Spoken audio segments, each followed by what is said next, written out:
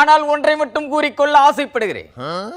அமெரிக்க அதிபர் தேர்தலின் ஜனநாயக கட்சி வேட்பாளர் ஹிலாரி கிளின்டனுக்கு திடீர் என்று நிமோனியா காய்ச்சல் வந்திருக்கிறது.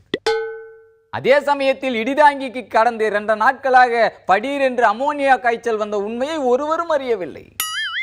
நேற்று வரைக்கும் இடிதாங்கியின் நிலையை அறிந்து ஒருவர் கூட ஆரஞ்சு பழமும் சாத்துக்குடியும் வாங்கி வரவில்லை என்று சொன்னால் நாடு எங்கே போய் கொண்டிருக்கிறது? கேட்டால் தூத்துக்குடியில் கூட சாத்துக்குடி கிடைக்கவில்லை என்று சாக்குப்போக்கு சொல்லுகிறார்கள். நிமோனியா காய்ச்சலால் ஹிலாரி கிளின்டன் பாதிக்கப்பட்டிருக்கிறார்.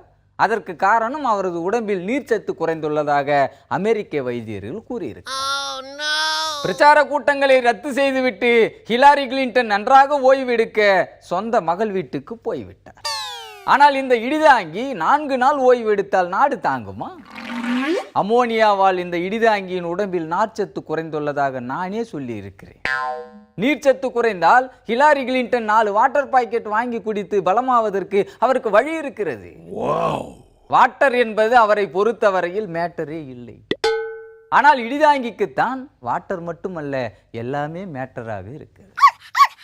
நீர்ச்சத்து இல்லை என்றாலும் உயிர் வாழ்வதற்குரிய நார்ச்சத்தை எப்படியாவது இடிதாங்கி பெற்றுக்கொள்வான் என்று அவர்களாகவே கற்பனை செய்து கொள்ளுகிறார்கள். வேண்டுமென்றால் வாழை நாரை கூட பீத்து எறிந்து வெடுக்கு வெடுக்கு என்று மென்று விழுங்கக்கூடிய ஆற்றல் இடிதாங்கிக்கு உண்டு என்று எதிர்க்கட்சியினர் கற்பனை செய்து கொள்ளுகிறார்.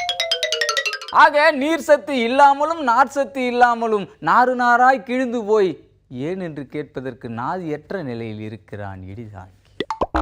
நீர்ச்சத்து வேண்டி நீர்த்தடம் நோக்கி சென்றாலும் எல்லா நதிகளும் தன் நதி மூலத்தை காட்ட மறுக்கின்றன. முல்லை பெரியாருக்கு போய் நீர் வேண்டும் என்று கேட்டால் இடிதாங்கியை கண்டபடி முறைக்கிறார்கள். சுரவாணி தண்ணீர் எண்ட புல்லே என்று பாட்டை கேட்டு சிறுவாணிக்கு சென்றால் அங்கேயும் இடிதாங்கியின் தொண்டையை பிடிக்க தொடங்கிவிட்டார்.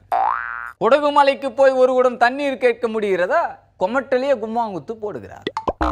பாலாற்றிலாவது பாலூற்றுவார்கள் என்று நம்பி போனால் செம்மொழி நாட்டிலிருந்து வந்த செம்மரமே என்று சுந்தர தெலுங்கில் பாட்டி செய்து செவிட்டிலே போடுகிறார்.